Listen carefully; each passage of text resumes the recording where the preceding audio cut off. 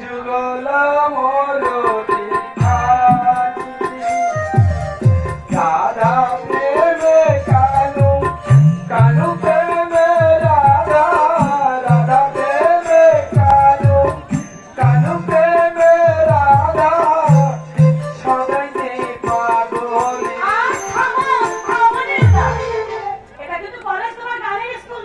যাও যাও, কলেজের নারী নক্ষত্র সব আমার নখদর বলে। সে যুগে ছিল যমুনার ঘাট, এ যুগে হয়েছে কলেজের মাঠ। সেখানে রাধা কৃষ্ণ দর্শন করতে যেত কলসি নিয়ে কাছে, আর এখানে রাধা সে বই চেপে ফেলে। বলি কে কি করবে, কে কি করবে? আমি তোমাদের বাড়ির চাকর, নীল করবো কলেজের ব্যবসা প্রিন্সিপাল। কে না চেনে আমাকে, কে না চেনে?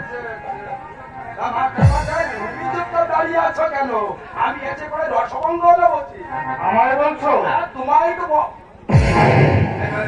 সেই মাস্টার না দিদি ভাই, সেই মাস্টারকে ছেড়ে আমি এই মাস্টারে পাল্লাই পড়েছো না?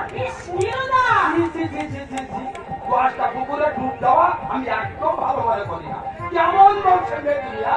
নীলুদা, আমি পারলে ধর্মদাদা। ধর্মদাদা? হ্যাঁ ধর্মদাদা। ইনি যদি আসে আমি প্রমাণ করে দেবো, একই মায়ের গর্ভে না জন্মালেও, একই রক্ত আমাদের দুজনের দেহে না থাকলেও, এই পাতালো দাদা সহদালো দাদার চেয়ে কোন অংশে কম নয়। চন্দন, আশীর্বাদ কর নীলুদা, আমি যেন চন্দনের মতো পবিত্র হয়ে থাকতে পারি।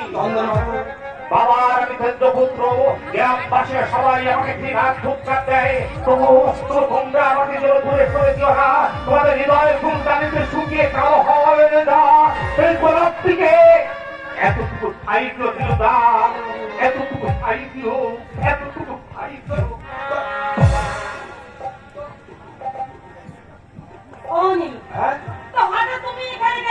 হঠাৎ না হঠাৎ নয়, হঠাৎ দুটো খেয়ে আসতে পারবে।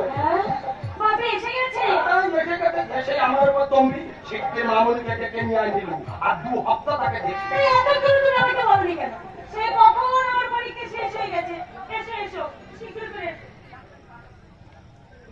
দেখো দেখি কাণ্ড, যত দোষ নন্দ ঘোষ। শেষ পর্যন্ত বাপে দিয়ে আমাকে পাগল করেই ছাড়বে।